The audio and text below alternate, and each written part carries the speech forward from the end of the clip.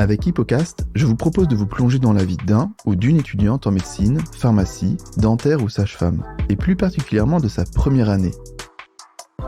Cette année est un véritable défi.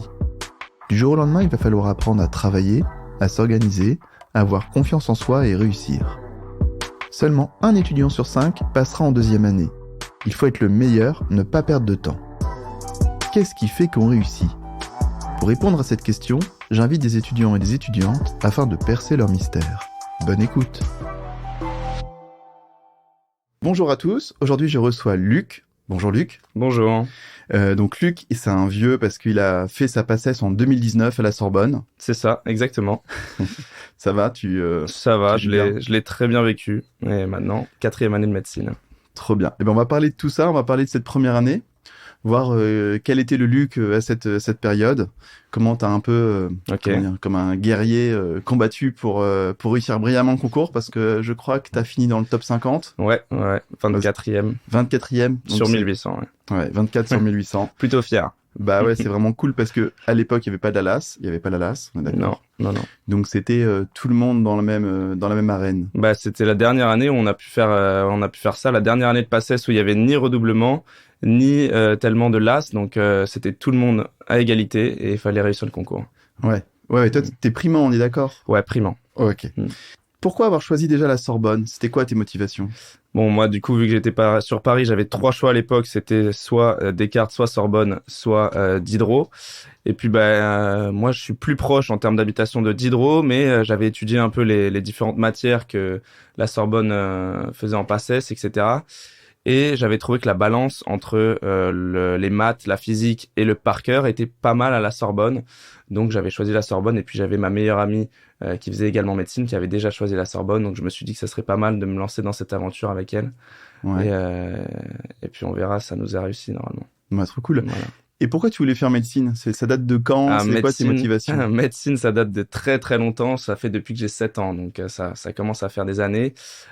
C'est très simple. C'est mon père qui est chirurgien orthopédiste qui m'a beaucoup donné cette passion de le voir opérer, puisque j'étais allé déjà l'observer en train d'opérer, de le voir dans la rue quand je me balade avec lui.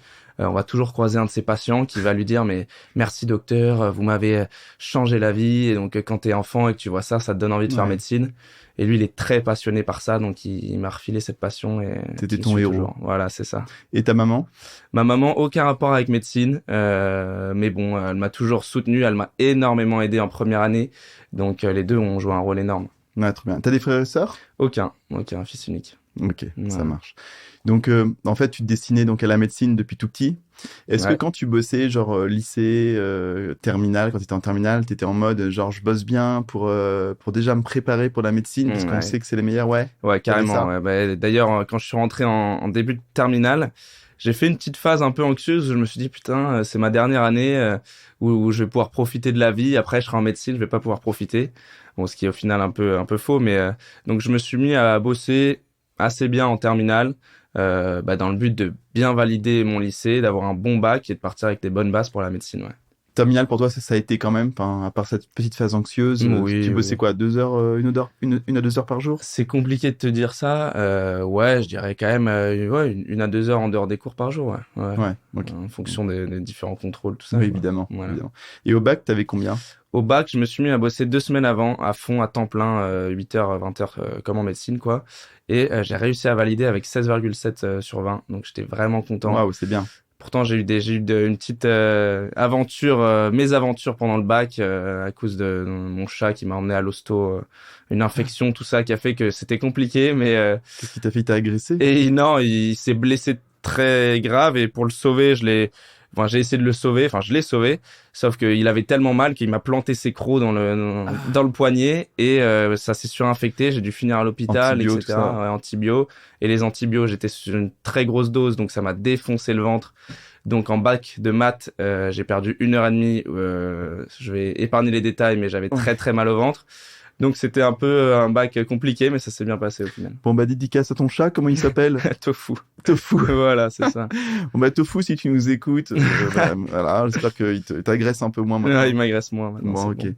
Bon. Donc quand même bravo. Merci. Donc, et pour toi, ces 2 semaines un petit peu intenses, tu t'es senti bien, t'étais pas du tout en mode. Ouais, vraiment, ça m'a rassuré parce que j'ai vu que pendant 2 semaines, je pouvais bosser 10 heures par jour et que ça marchait bien et que ça me donnait des bons résultats. Ouais. Parce que avant ces 2 semaines, j'avais un peu de mal en physique-chimie et j'ai bossé la physique-chimie une semaine entière sur les 2 semaines. Donc, Ah ok. Et c'est ça qui m'a permis de passer à un level bien supérieur. Et donc, je me suis rassuré, je me suis dit, putain, j'arrive à bien bosser et ça annonce que du bon pour la première année. Trop bien. Donc à ce moment-là, donc t'as les résultats du bac, t'es content, Mhm. t'as 16, un peu plus de 16. Ouais. Du coup, tu t'inscris à la Sorbonne. Ouais.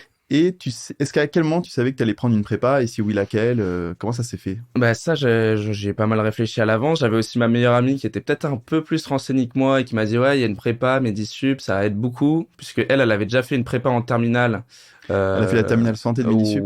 Non, pas de Medisup. Je crois que c'était avec Thalès ou une autre prépa. Enfin, D'accord. bref, elle a fait une prépa en terminale et donc on s'est renseigné. On s'est dit qu'on se ferait une pré-rentrée avec Medisup puis une prépa en PACES. D'accord. Avec Medisup et voilà. Et elle a pas choisi de garder la prépa de sa terminale santé. Non, elle a pas choisi la prépa de sa terminale santé parce que vraiment à l'époque Medisup c'était la prépa majeure. Toujours quand même. Voilà, toujours, mais comme je te l'ai dit, on était 1800 dans ma promo en PACES et il y avait 900 personnes chez Medisup. Donc ça rendait le fait que les concours blancs Medisup étaient quand même assez représentatifs, quoi. Ouais. Et ça, c'est un énorme point positif pour Medisup. Ça, c'est un très gros point positif, ouais. Ok. Donc, déjà, pendant l'été, vous êtes en mode totale détente? Ouais, ça, je pense que si j'ai bien un conseil à donner à nos auditeurs, c'est que l'été avant la PACES, faut lâcher prise, faut profiter, faut se détendre parce que pendant la PACES, vous allez être tendu, vous allez travailler et donc faut au moins se détendre pendant l'été, quitte à faire une pré-rentrée, donc finir l'été un peu plus tôt. Moi, je me rappelle, j'avais commencé à bosser le 20 août, ce qui est très raisonnable, donc j'avais eu 1 mois et demi d'été. Vraiment, faut se détendre pendant l'été et ça donne de l'énergie pour toute l'année. Ok, t'as bien bronzé, ouais, bien mangé. Je suis arrivé à la pré-rentrée, j'étais à fond. Ok, donc là c'est le week-end avant la pré-rentrée. Donc, c'est un peu entre excitation et angoisse. Ouais. Genre bye les vacances. C'est un peu plus. Ouais, c'est vrai qu'il y avait de l'excitation. Je me rappelle, j'étais quand même pressé de commencer, pressé de me mettre dans le bain, mais bien sûr de l'angoisse parce que là on se dit on va passer à un rythme supérieur.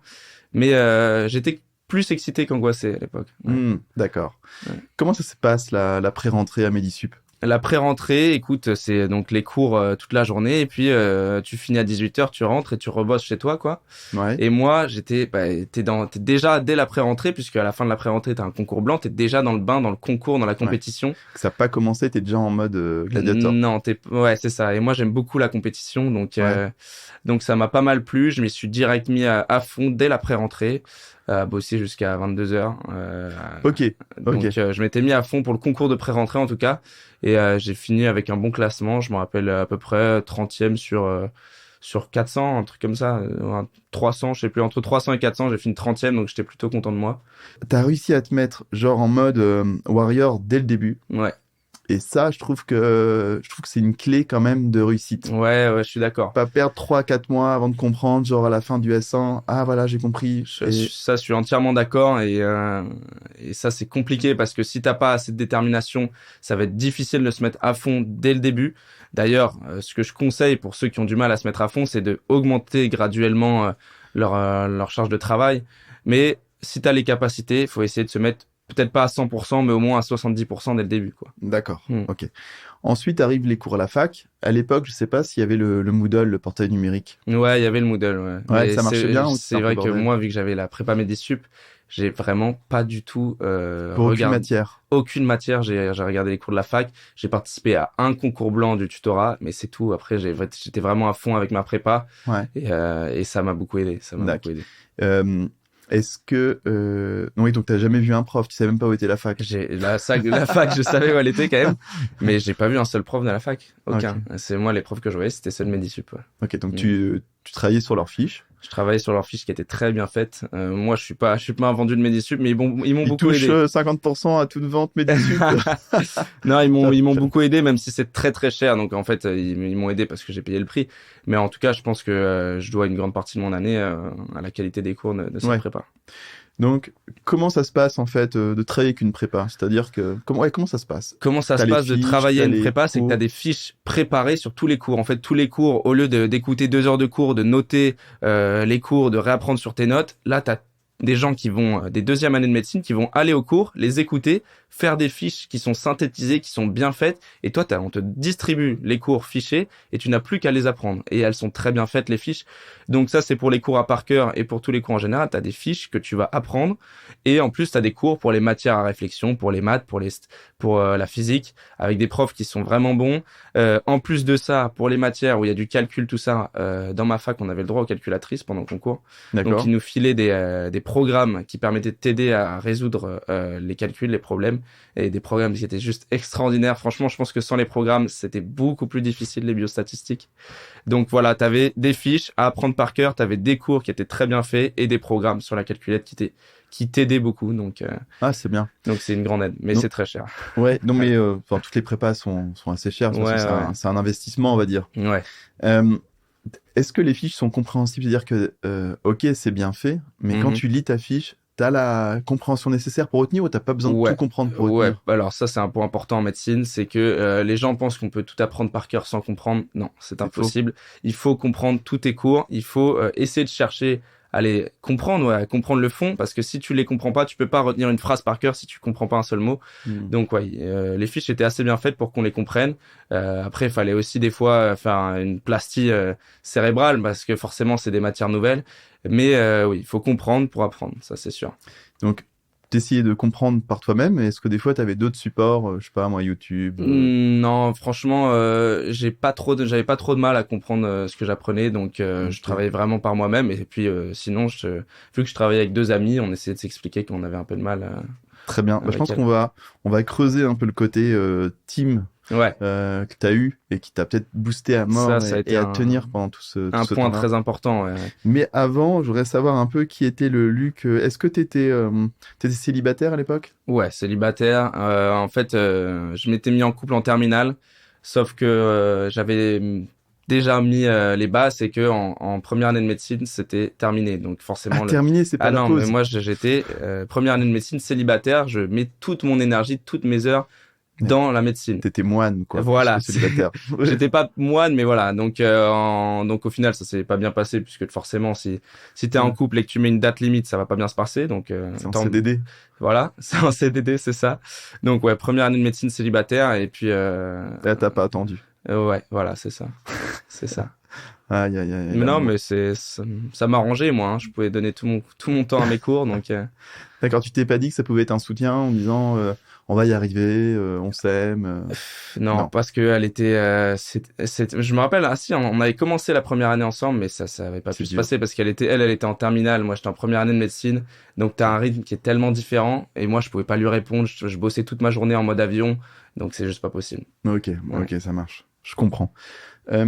C'était quoi une semaine type de travail?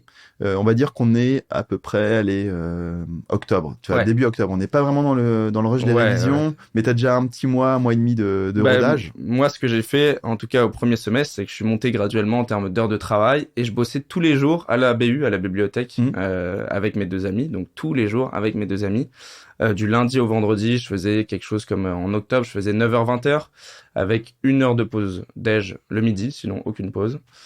Et le samedi, je faisais du 9h-20h également, dans une autre bibliothèque, puisque le samedi, faut trouver des bibliothèques ouvertes. Donc le samedi soir, je m'accordais une sortie. Tous les samedis soirs, je sortais, j'allais voir des potes, jusqu'à minuit, 1h, grand maximum. Je pouvais aller boire un verre, je pouvais aller en soirée sans boire d'alcool.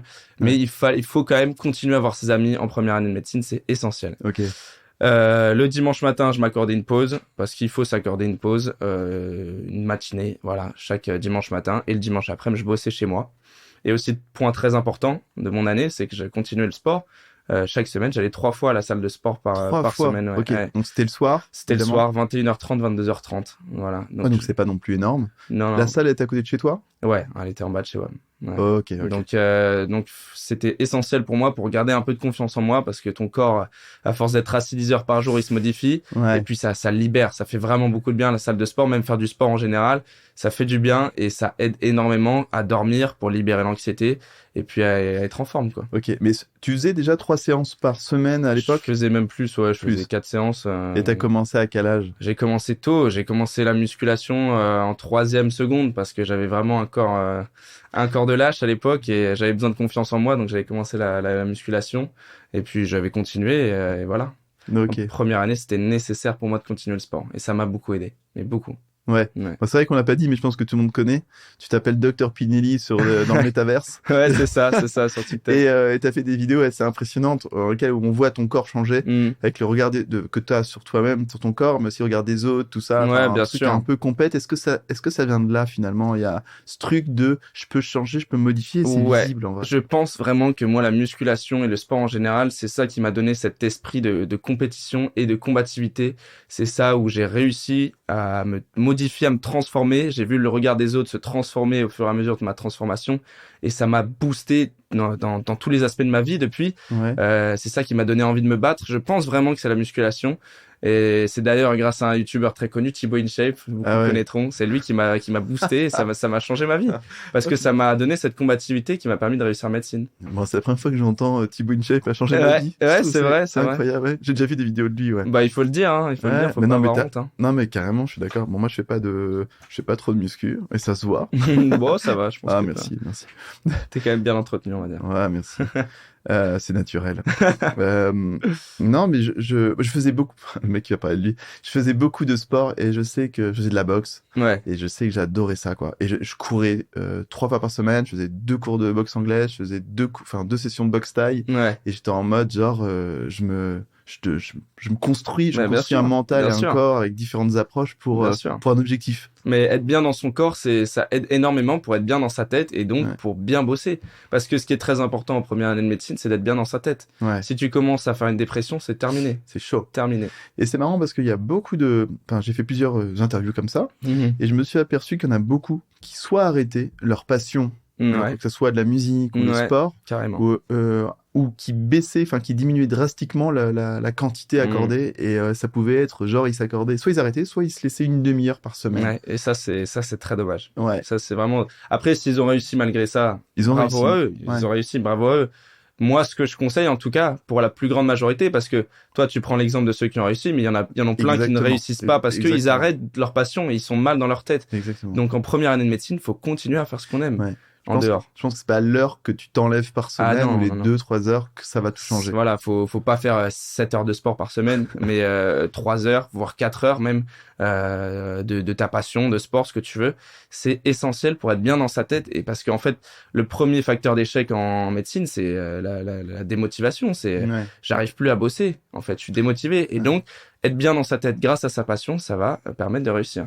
Ouais, et donc pour être motivé, donc toi il y a le sport, mais il y a aussi la team, il y a la famille, il y a les amis. Ouais, bah donc les amis, on a un peu parlé, tu pouvais même boire un petit verre, max un petit verre dans la soirée. Ouais, c'est ça, un verre par semaine, une petite sortie par semaine. Ouais. Donc ça c'est cool. Est-ce que tu t'échangeais comme ça par message de temps en temps ou tu coupais quand même? C'est vrai que maintenant qu'on en parle, j'avais quand même coupé mon contact avec le monde, on va dire, parce que tu bosses tellement qu'au final, le temps où tu bosses pas, t'as pas envie d'aller sur Instagram. Enfin, en tout cas, moi, il y en a beaucoup qui vont continuer à être accros au réseau, mais moi, j'avais réussi à m'en détacher. Ouais. Donc, au final, je donnais très peu de nouvelles aux gens que je voyais pas. Je prenais très peu de nouvelles. Mais ouais, j'étais surtout avec mes 2 amis avec qui je bossais. Ma mère qui m'a énormément aidé. Et après, je prenais des nouvelles de temps en temps, mais pas énormément. Ouais, je pense que ce que tu dis là, c'est vraiment une intime conviction, c'est que si vous avez une demi-heure de pause, je pense que c'est très mauvais d'aller sur les réseaux. Ouais.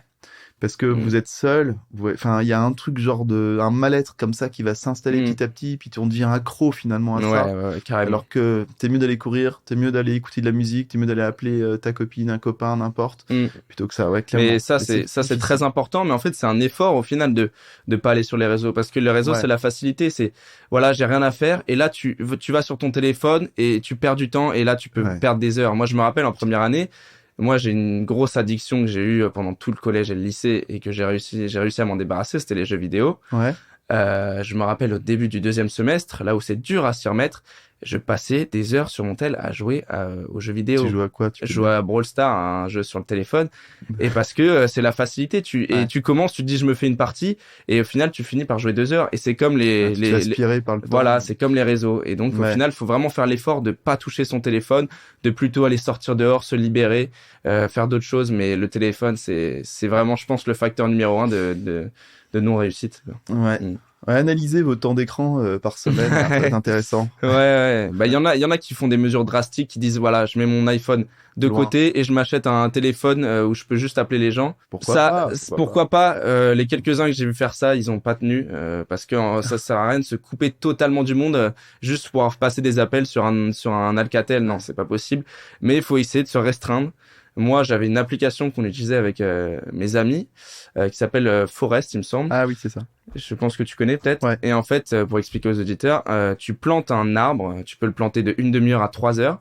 Et en fait, quand tu plantes cet arbre, tu ne peux plus utiliser ton téléphone parce que si tu utilises ton téléphone, ton arbre meurt. Donc en fait, si tu plantes un arbre pendant 3 heures, ben pendant 3 heures, tu peux plus utiliser ton téléphone. Et donc, ça va te pousser à ne plus l'utiliser. Et c'est super simple.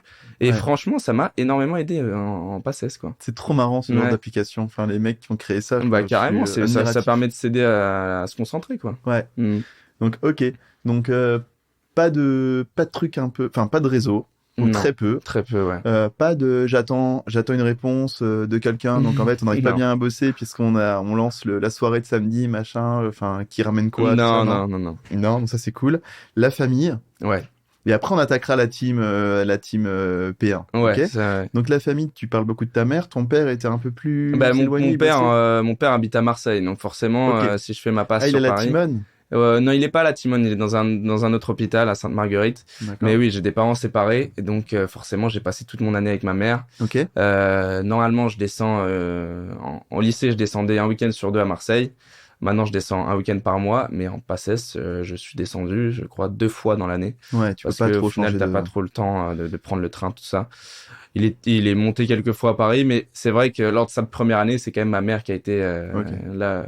Et donc, qu'est-ce qu'elle t'a apporté? Toute genre les repas, le confort, c'est extraordinaire. Oui, les repas, en fait, elle s'adaptait totalement à mon rythme. Ouais. C'est-à-dire que si moi, je voulais manger à 23 heures après avoir fait toute ma journée, à 23 heures, le repas était prêt. Et ça, c'est vraiment une aide extraordinaire que n'ont pas tous les étudiants. Parce qu'il y a beaucoup d'étudiants qui vivent seuls ou qui doivent se faire bouffer. Ça, c'est plus compliqué. Moi, elle m'apportait des fois des repas à la bibliothèque carrément. Elle venait parce que il y a eu une époque confinement, donc forcément, post-confinement. Donc elle me faisait à bouffer, elle m'apportait le repas à la bibliothèque et elle repartait. Donc c'est vraiment une aide extraordinaire. T'avais tes petits BN dans l'aluminium ou pas? C'est ça, j'avais des petits trucs dans l'aluminium. Et même mentalement, elle me soutenait, elle était toujours là. Ok. Ouais, c'est un gros facteur de ma réussite. Et est-ce que tu te confies à elle sur cette année-là ou c'était juste quand tu t'adressais à elle, c'était vraiment hors médecine, c'était... Non, on parlait pas mal de médecine. En même temps, quand t'es en première année et que tu faisais que réviser tes cours, t'as pas grand-chose à dire sinon. Mais ouais, on continuait à parler d'autres choses. J'essayais aussi de m'ouvrir, mais bon, en médecine, en première année, en tout cas, t'as pas grand-chose à dire. Hein, c'est clair. D'autres que tes cours, quoi. Ouais. Tu lui expliquais ce que tu apprenais, qui est super intéressant. Non, je pense qu'elle était pas très intéressée par ça, mais je lui parlais de mes difficultés et tout ça, ou de mes réussites aux différents concours blancs. C'était quoi tes difficultés? Bah, ça dépend. Il y a des matières que t'as plus de mal à appréhender que d'autres. Par exemple, au premier semestre, la physique, moi, à la Sorbonne. La physique à la Sorbonne, c'est vraiment un niveau, c'est-à-dire que en 3 mois, on voyait l'équivalent de 2 années de prépa. Et je te dis ça parce que je les comparais à mes amis qui sont maintenant en Polytechnique, tout ça. Mais en 2e année de prépa, ils avaient toujours pas fini de voir ce qu'on a vu en 3 mois à la Sorbonne, tu vois. Donc c'était vraiment un niveau de physique énorme. Je me rappelle, on avait le droit, on est une des seules facs en France, on avait le droit à tous nos documents, notre calculatrice pendant le concours, donc ça avait vraiment une aide énorme. Et pourtant la moyenne, elle était de 4 au concours. Donc c'était vraiment une matière difficile. C'est chaud, quoi. Et quand tu comprends pas l'exo... Ouais, c'était très très dur. Moi j'avais eu 10 sur 20, ce qui était déjà une bonne note quand même. Mais voilà, c'est ça les difficultés, c'est les matières que tu as du mal à appréhender. Okay. Et en général, c'est les maths et la physique pour la plus grande partie. Justement, apprendre pour toi l'exemple de la physique, mais pour d'autres, ça sera, je sais pas moi, la biologie cellulaire, n'importe. On va dire c'est la façon de faire. Qu'est-ce que tu as fait pour justement pour mieux la comprendre, mieux l'apprendre, mieux l'appréhender? Tout simplement, il faut plus la réviser, plus la taffer. Au 2e semestre, moi, c'était les biostatistiques. Au début, j'étais mauvais et au final, j'ai fini major, donc parce que je les ai plus bossés, je me suis focalisé dessus. Et voilà, c'est que de l'entraînement en tout cas sur les matières à réflexion, ça va être de l'entraînement, ça va être de faire des QCM, ça va être de bien écouter en cours. Et sur les matières à par cœur, c'est difficile de donner des conseils, mais ça va être de revoir plus tes cours au lieu de les revoir 6 fois en tout. Moi, il y a des cours au deuxième semestre que j'ai revu 13 fois, quoi. D'accord. Donc tu pouvais très bien délaisser, on va dire, une matière par exemple, une matière à par cœur, là, pour toi, t'arrivais bien à l'apprendre, à l'assimiler, à la recracher, à faire des QCM et à avoir des bonnes notes. Ouais. Tu disais, ok, celle-là, normalement, je devais la revoir, on va dire, j'ai une bêtise demain. Je vais pas la revoir demain, je vais plutôt faire les biostats ou la physique. Je dirais pas que je délaisserai. En fait, si je dois l'apprendre plus, ça se rajoute. Voilà, je vais me rajouter des heures de taf. Okay. Mais j'essaie d'être. Ouais, en fait, c'est ça. Tu priorises les matières dont par exemple, biostatistique, au lieu de la réviser 2 heures dans la journée, parce que t'as du mal, tu vas la réviser 3 heures. Faut pas non plus passer la journée parce que tu pètes un câble. Mais faut prioriser les matières en fonction de la difficulté que t'as appréhendée et en fonction des coefficients, forcément. Ouais. Si c'est un coefficient 2, tu la réviseras beaucoup moins qu'un coefficient 13, quoi. Ouais, je comprends. Toi, t'as commencé les annales assez tôt ou pas? Moi, dès le début. Les annales, c'est la base de la base de la médecine. Faut faire des annales tout le temps. Mais tout le temps. C'est-à-dire qu'à la fin, les annales, je répondais même plus en réfléchissant. Je les connaissais toutes par cœur. Et c'est hyper important, les annales, parce que ça retombe chaque année. Et déjà, même s'il y a que un quart des annales qui retombent, ça veut dire que tu as déjà un quart des points. Donc, c'est énorme. Donc, moi, le conseil que j'ai à donner sur les annales, c'est que les 2 premières fois où tu vois les cours, où tu les apprends, tu fais les annales après d'avoir vu le cours. Okay. Comme ça solidifie dans ton esprit le cours que tu viens de voir. Et après, les prochaines fois, quand tu vas voir le cours une 3e, une 4e, une 5e fois, tu fais les annales avant de voir le cours pour essayer de te remémorer avant de le revoir, en fait. C'est bien ça. C'est une technique qui pour moi, la meilleure pour essayer d'abord de solidifier le cours dans son esprit, donc en faisant les annales après. Et puis après, c'est de se remémorer, essayer de refaire sortir le cours avant de le voir. Ouais. Et ça, c'est ce que je faisais. Et à la fin, je me rappelle, en période de révision, je faisais 300 QCM d'annales par jour. 300, 350. Parce que c'est hyper important. T'as fait plusieurs fois les tours des années? Ouais. Ok. Et tu les faisais sur support papier? Les annales? Non. Grâce à ma prépa, on avait des annales en ligne, quoi. Donc, je les faisais sur mon ordinateur. Ok, d'accord. Quelques annales par support papier, des anciens concours, par exemple. Mais sinon, c'était en ligne. Ok. Tu t'es pas dit, tiens, je vais faire les annales comme ça sera au concours, je m'entraîne à gribouiller les on avait les concours blancs à la prépa pour s'entraîner à faire au concours, donc ça suffisait. Ok, ça marche.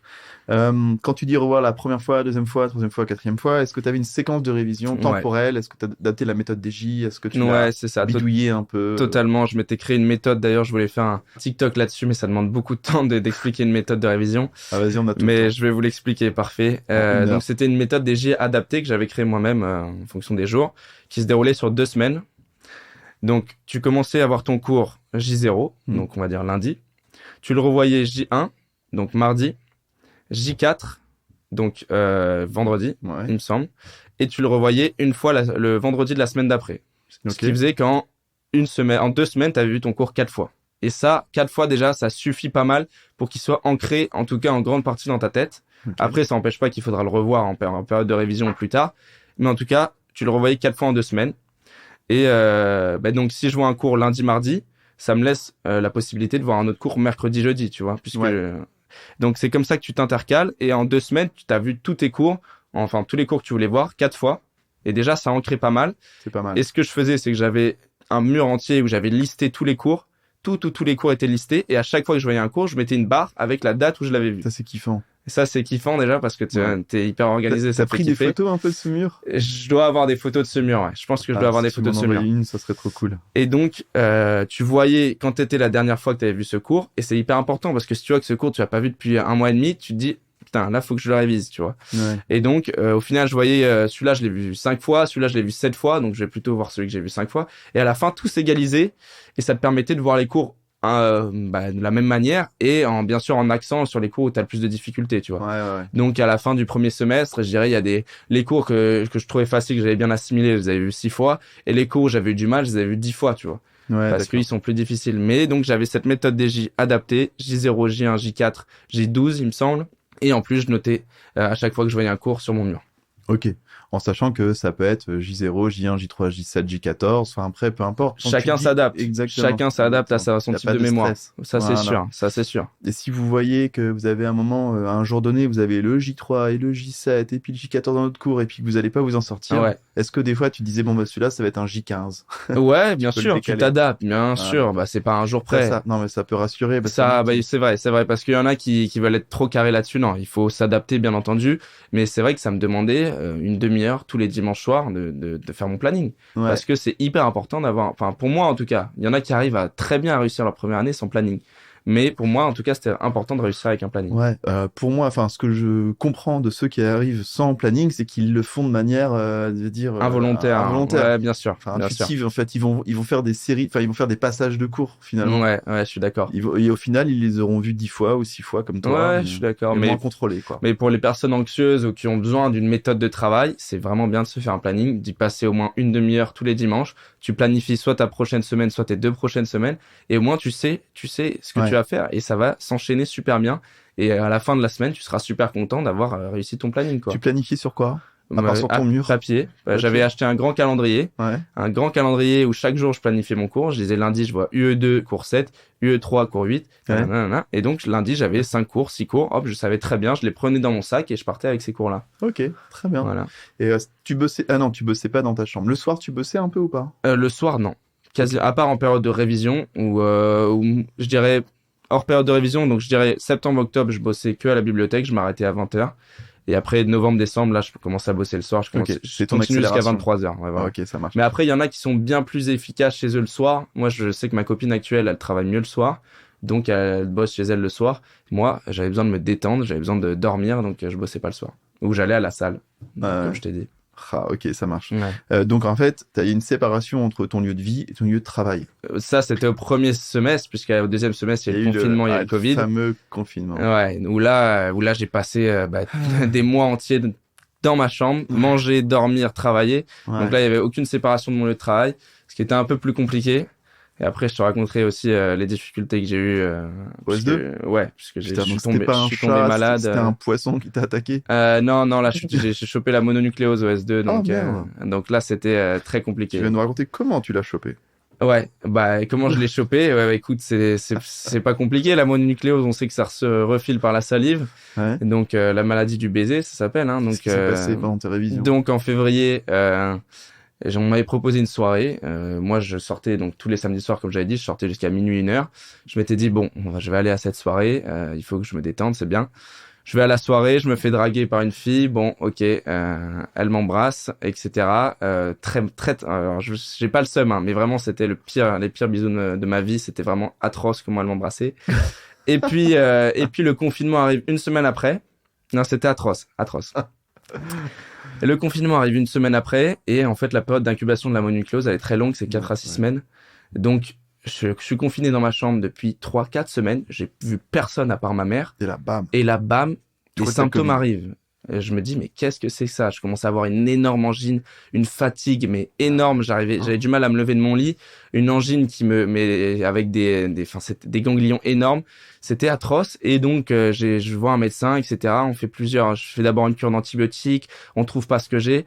Enfin, je fais un test, je sais pas, une sérologie ou un MNI test, je sais plus, et on me trouve la mononucléose, alors que ça fait 4 semaines que j'ai pas eu un contact. Je me dis, mais comment c'est possible? Le seul bisou de l'année, quasiment. Donc, j'avais énormément le seum, surtout que ça a duré beaucoup, beaucoup de temps. Ça a duré au moins 1 mois et demi de fatigue extrême. Au début, c'était extrême, c'est-à-dire que pendant 2 semaines, je n'ai pas pu travailler du tout.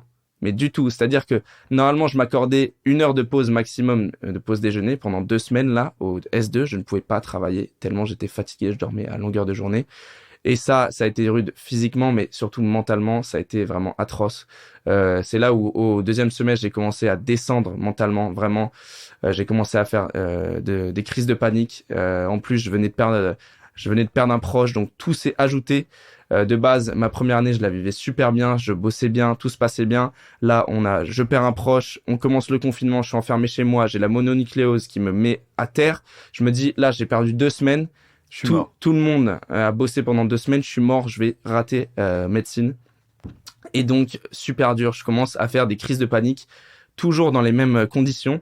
C'est-à-dire que je suis un dimanche matin, je suis censé bosser, mais j'arrive pas à bosser parce que je suis fatigué, j'ai la mononucléose, j'ai mon tel, et je me rends compte que je suis pas en train de bosser. Et là, je pars en crise de panique, qui était vraiment horrible. C'était 2, 3, voire 4 heures où je pensais que j'allais mourir. J'avais des tachycardies. Ouais, c'est horrible. C'est horrible. Je pense que ceux qui ont fait des crises de panique, ils savent ce que c'est. Et donc toutes les semaines, 2 fois par semaine, je suis paralysé par des crises de panique, j'ai mon moral qui descend, j'ai du mal à travailler, je suis carrément emmené à l'hôpital une fois pour faire un électrocardiogramme parce que ça commençait à avoir des retentissements cardiaques, des petits trucs, mais je faisais des extrasystoles ventriculaires à cause de la panique, à cause du stress. J'avais accumulé trop de stress, mais malgré ça, je continue à travailler, je continue à me donner à fond. Je sais pas comment j'ai réussi à trouver cette détermination, mais je continue à travailler 10, 11, 12 heures par jour dans ma chambre enfermée. Au final, quand le confinement est parti, je suis retourné avec mes amis bosser chez elles, mais elles avaient peur de choper la mononucléose, donc c'était, alors que ça se refile par la salive, mais c'est normal, tu vois. Ouais, et donc, je bossais avec mes amis, mais elles étaient à 1 mètre à l'autre bout de la table, mais au moins, je continue à bosser avec mes amis, mais je continue à faire des crises de panique. Et donc là, c'était un peu la descente aux enfers au deuxième semestre. Je me disais, c'est bon, même si j'ai fini 32e au premier semestre, je vais rater mon année. Et puis, il y a un concours blanc au Medisup qui est organisé 2 semaines avant le vrai concours et qui était à domicile puisqu'il y avait encore le Covid. Et il se passe plutôt bien pour moi parce que, je sais pas, les matières du deuxième trimestre, je les sentais plutôt bien. Et donc, les résultats tombent 2 jours après et là, j'arrive 10e. Waouh. 10e sur du coup, on était 800 au deuxième semestre puisqu'il y en avait 100 qui avaient abandonné.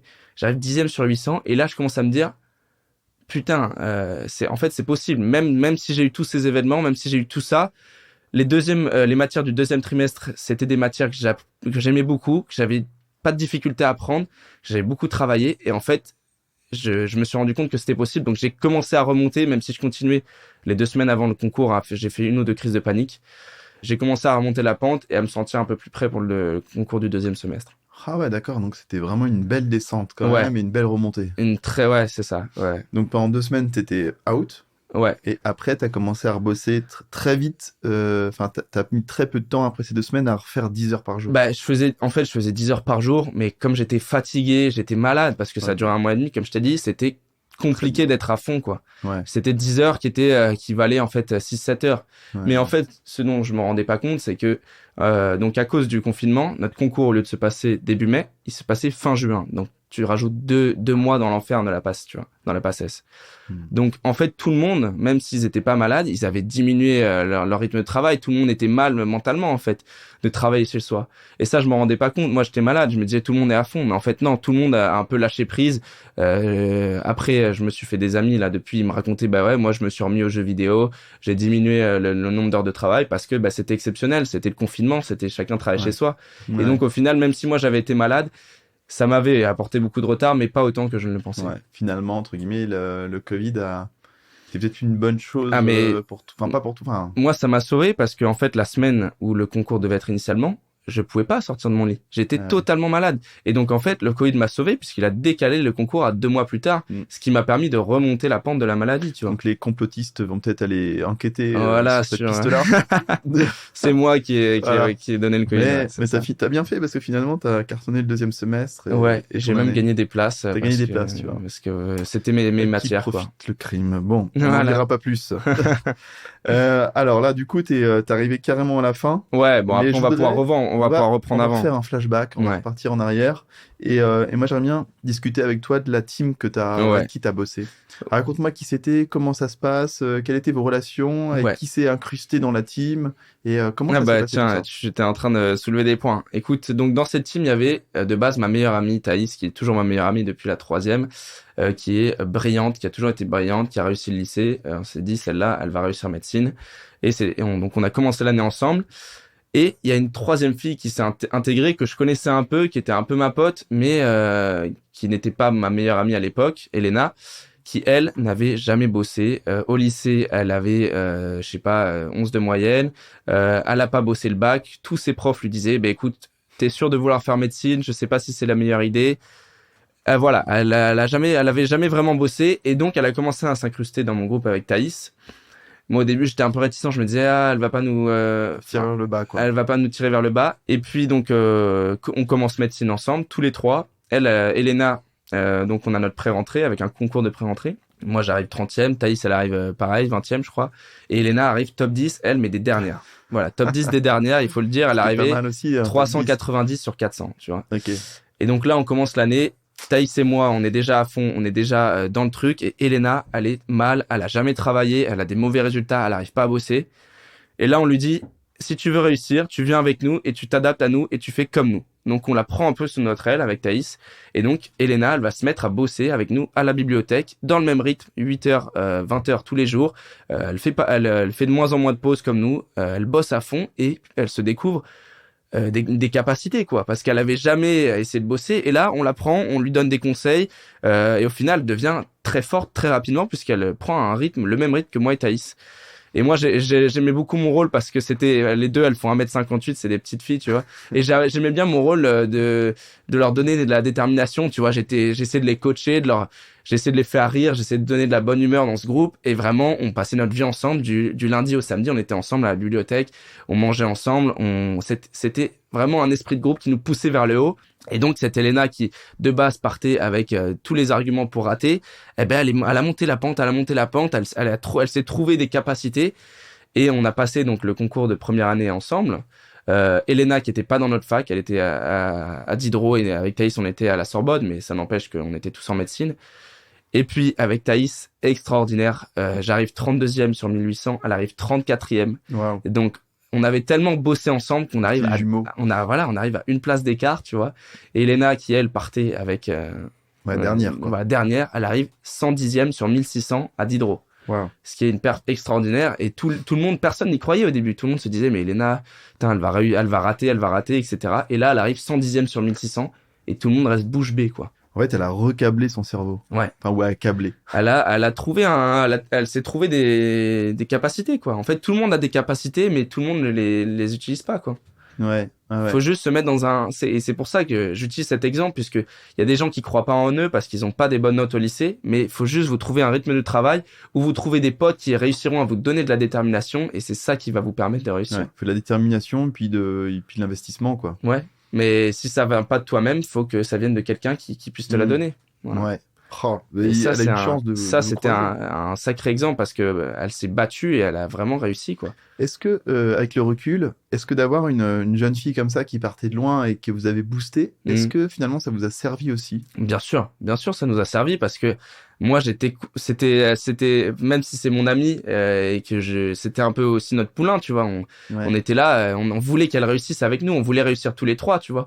On se disait putain, jamais on aurait cru réussir tous les trois. On avait calculé la probabilité, ça faisait une probabilité très faible, tu vois. Le mec il est à fond dans les stats. J'étais à fond dans les stats, mais on avait fait une probabilité, on se disait au moins si on a un de nous trois qui réussit, ça sera bien, tu vois. Ou enfin au début de l'année, tu crois pas en toi, on s'était dit mais imagine on finit dans le top 100, etc.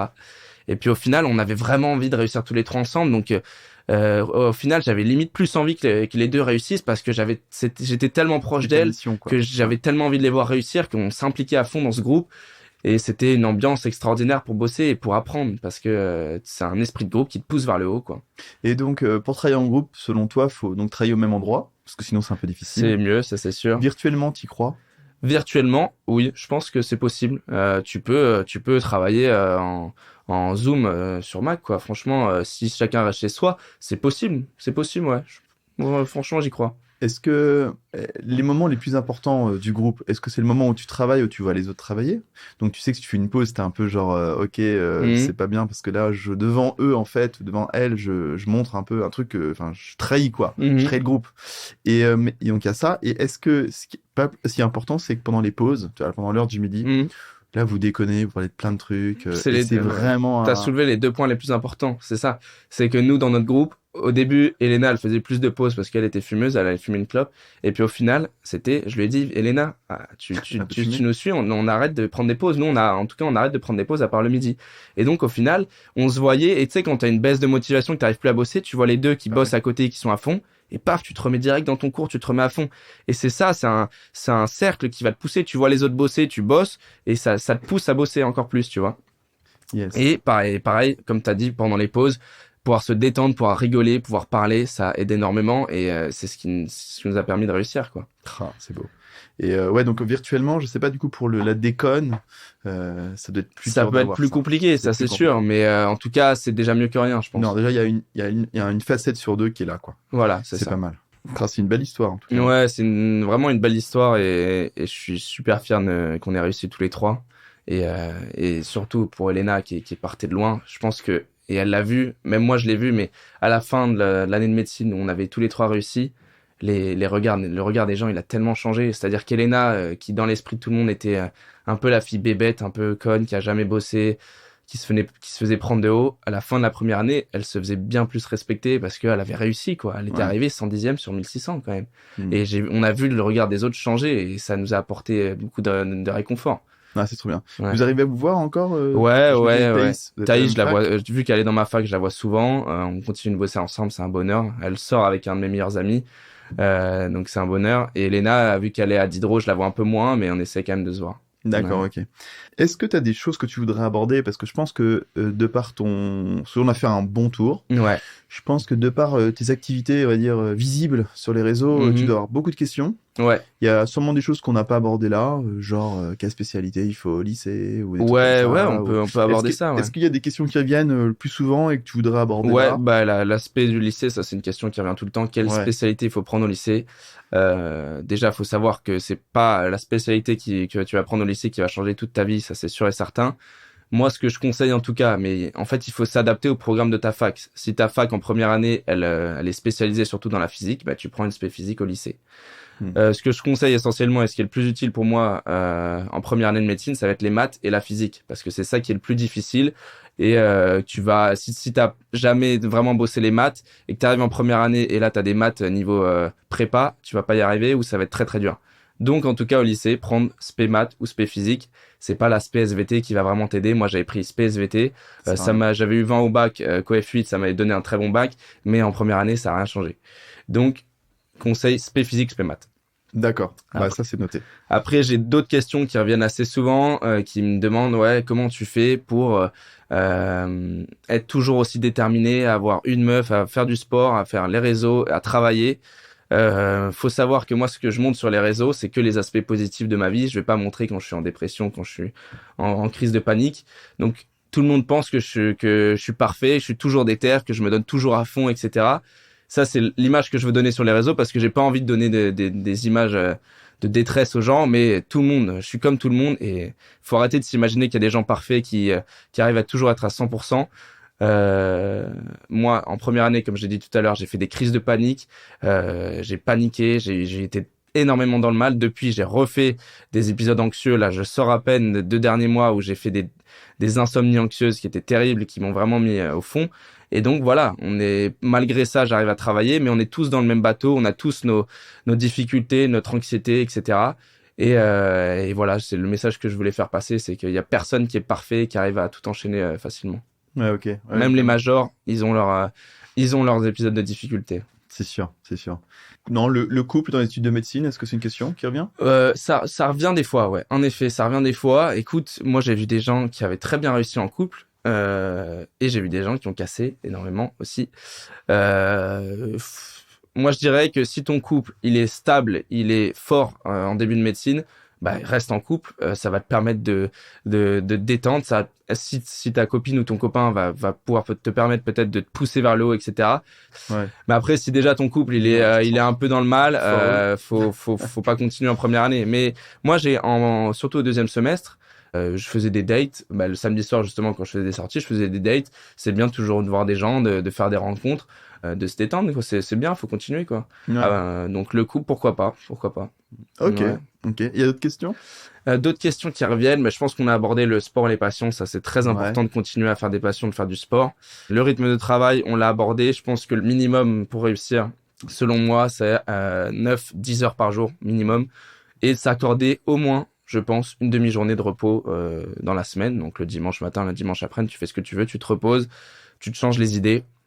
Après, il y a beaucoup la question de la technique, de la méthode de travail. Ça, on en a parlé. Personnellement, je faisais une méthode DJ qui était un peu modifiée, mais ce qui est très important et qu'il faut que tous les étudiants comprennent, c'est que chacun sa méthode de travail. Il n'y a pas une méthode de travail qui va permettre à tous les étudiants de réussir. Faut essayer de comprendre comment votre cervelle marche.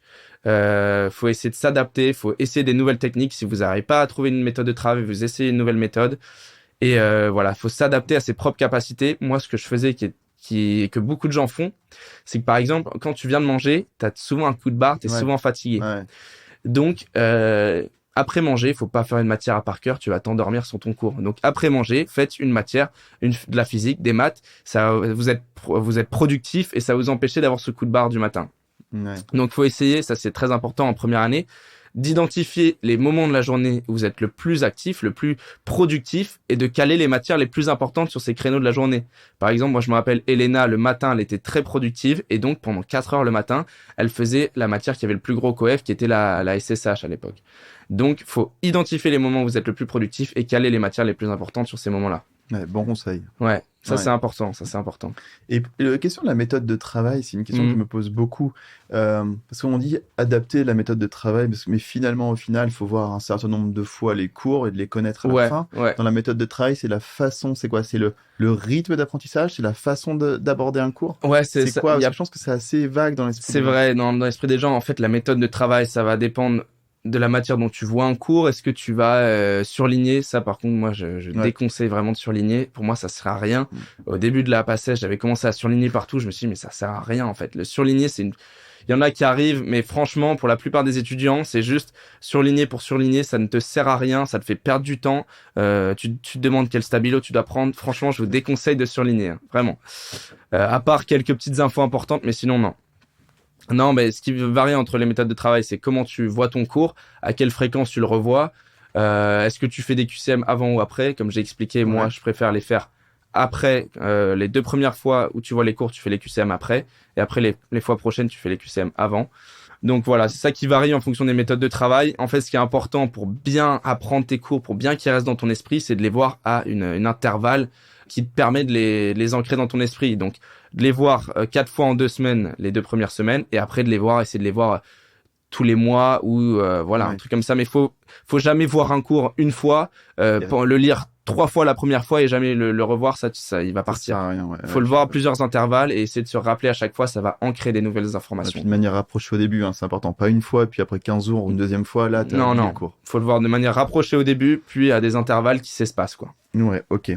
Voilà, je pense qu'on a fait vraiment un très grand tour, d'horizon de cette année-là. Qu'est-ce que tu veux faire quand tu seras plus grand comme spécialité? Qu'est-ce que je veux faire? La chirurgie, je pense que la chirurgie, j'aime beaucoup. Quel genre de chirurgie? Vu que mon père, il m'a c'est lui qui m'a donné toute cette passion. Donc, en tout cas, il m'a donné la passion pour la chirurgie orthopédique. J'aime beaucoup cette chirurgie, même si elle est pas mal critiquée parce que c'est vrai que les chirurgiens orthopédistes, des fois, ils sont un peu chelous des fois. Mais ils sont économes, ils animent un peu les salles de garde. Ouais, voilà. C'est les plus grandes gueules. Ils aiment bien draguer, ils aiment bien faire des blagues un peu beaufs, mais c'est pas grave. On n'est pas obligé de devenir comme les autres. Je suis d'accord. Moi, j'aime beaucoup la chirurgie orthopédique. Après, là, je viens de faire un stage en urologie. Donc, tout le monde pense que l'urologie, c'est... T'as la pitié? Ouais, la pitié, ouais. Même si, là, j'ai fini le stage, donc je peux le dire. Tout le monde pense que l'urologie c'est que les zizi et les foufounes comme on dit, mais non, c'est énormément, c'est vaste, il y a plein d'opérations différentes, donc ça m'intéresse pas mal. En tout cas, je pense que je vais faire de la chirurgie, quoi. D'accord, ok. Voilà. Ça marche. Je te remercie. Avant de te quitter, je te propose de synthétiser 3 conseils que tu pourrais donner au futur pass. Ok. Je suis en train de t'écouter. Je le donne face cam. Ouais, c'est pas mal. Donc là, vous êtes en terminale, vous êtes encore genre dans le petit ronron quotidien. Ouais. Vous commencez à stresser par rapport à tout ce que vous a dit Luc. Vous allez commencer à aller à la salle de sport 3 fois. Non, il y a un conseil que j'ai pas donné. C'est les prépas en terminale, première, tout ça. Je vois des gens qui commencent à faire la prépa en première, qui commence à travailler la médecine en première. Pour moi, c'est la pire idée que tu puisses avoir. Thaïs, ma meilleure amie, elle a fait une prépa en terminale. Ça lui a servi à rien. Elle me l'a dit. C'est une perte d'argent, une perte de temps. Parce qu'en fait, tu commences à te mettre à la médecine en terminale. Tu vois pas vraiment le programme. En même temps, ça te rajoute de la pression. En même temps, t'as moins de temps pour bosser ton programme de terminale. Donc, pour moi, ne faites pas de prépa avant la première année de médecine. Ça, c'est vraiment la chose à éviter. Concentrez-vous sur le programme du lycée. Essayez d'acquérir toutes les bases du lycée et ça va vous permettre de bien commencer médecine. Ça, c'est mon premier conseil. Mon deuxième conseil, j'ai beaucoup forcé dessus, mais c'est extrêmement important. Continuez à pratiquer le sport, à faire vos passions, peut-être en diminuant un peu le rythme. pas dépasser 3-4 heures par semaine, mais faut pas non plus faire qu'une demi-heure, faut essayer de s'accorder du temps, s'accorder du repos. Troisième conseil dont on n'a pas parlé, le sommeil, extrêmement important. S'il vous faut 8 ou 9 heures de sommeil par nuit, prenez-les parce que c'est le sommeil qui va vous permettre d'ancrer tous vos cours dans votre esprit et de bien être productif. Donc très important le sommeil. Et puis quatrième conseil dont on a parlé aussi, se mettre en groupe, travailler en groupe, c'est vraiment essentiel selon moi. C'est pas obligatoire, mais c'est essentiel pour la réussite. Ça aide énormément pour avoir le moral, pour se pousser vers le haut.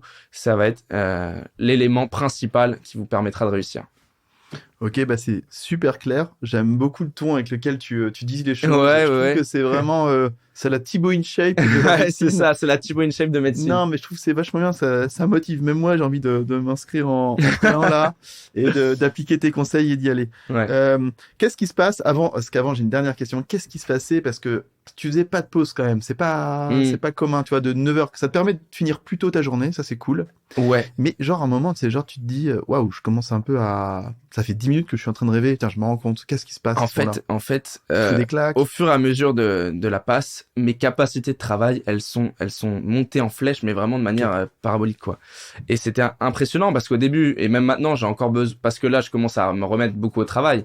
Donc, j'ai encore besoin de pause. Mais en passe, au début, j'avais besoin d'une pause toutes les 2 heures. Et après, je me rends compte que, j'ai pas besoin de pause. Là, je suis concentré, tu vois. Ok, c'est important parce qu'en fait, t'as pas commencé tes journées 9h, je dirais 9h, 13h et 14h, ouais. 20h d'un coup. Non. Tu faisais des petites pauses. Voilà. De temps en temps, en septembre, je faisais je faisais 2 pauses en dehors de la pause déjeuner, tu vois. Ouais, important. Et puis, au final, je me rendais compte que j'avais pas besoin de ces pauses. Et que t'avais pas envie d'y aller, quoi. T'avais pas envie de sortir de ton. Moi, j'avais pas envie de sortir. Et donc, au final, en période de révision, je me rappelle au S1, je faisais 8h, 15h, sans pause. Ouais. Sans pause. Hein. Après, je mangeais de 15h à 16h. Et de 16h à 23h, je repartais sans pause. C'est-à-dire que je faisais 2 séances de 6-7 heures sans pause. Et en fait, j'étais productif pendant ces 6-7 heures parce que j'étais monté en puissance et j'avais réussi à acquérir cette productivité, quoi. Ouais, trop bien. Mais en fait, ce qui est important pour moi, pour ne pas prendre de pause, c'est d'enchaîner entre révision du cours et QCM. Ça va te permettre d'être à la fois inactif en révisant ton cours, en lisant ton cours, et proactif en faisant des QCM. Et c'est ça qui va te permettre d'enchaîner sans prendre de pause. Mais s'il y a des gens qui ont besoin de prendre des pauses, prenez-les. C'est important aussi. Tu faisais des blocs de combien pour un cours, par exemple? Je faisais un cours, en général, je me prenais 2 heures par cours. Okay. Avec QCM inclus. Ouais. Ok, ouais, ça me paraît... Mais si il y avait des cours d'histologie qui faisaient 70 pages, je prenais 3 heures pour ce cours. Non, moi, je les coupais pas. Tu mettais plus. Il y a des gens qui les coupent. Ça peut être en effet utile. Moi, je les coupais pas. Je voyais le cours de 72 pages d'histologie du système nerveux, je m'en rappelle très bien. Je le voyais d'un coup et après je faisais les QCM. Ça te mettait un coup au moral parce que c'était un sacré cours, mais au moins t'es fier de toi quand t'as fait les 3 heures à fond. Ouais, puis après c'est dur de faire les QCM. Si tu vois que 2 tiers d'un cours, tu vas tomber sur des QCM de l'autre partie que t'as pas vu. Voilà, donc plutôt faire d'un seul coup, d'une seule traite. Ok, je te remercie beaucoup Luc. Merci à toi. Franchement, c'était bien cool, j'ai bien aimé. Et je te souhaite une bonne continuation dans tes études. Merci bien. Et à bientôt, salut. Ouais, à bientôt. Ciao. Merci à toi. Bravo, vous avez écouté jusqu'au bout. Merci de partager cet épisode à tous ceux que vous connaissez et qui vont tenter médecine, pharma, sage-femme, dentaire ou kiné. Si ça vous a plu, alors mettez 5 étoiles et abonnez-vous à la chaîne. C'est vraiment important, c'est ce qui me fait ressortir des classements. Si vous adorez les podcasts et que vous préparez le pass, je suis sûr que vous adorerez Hippocast, l'appli. Les cours dans tes oreilles, le pass dans ta poche. Allez vite voir sur hippocast.fr. À bientôt.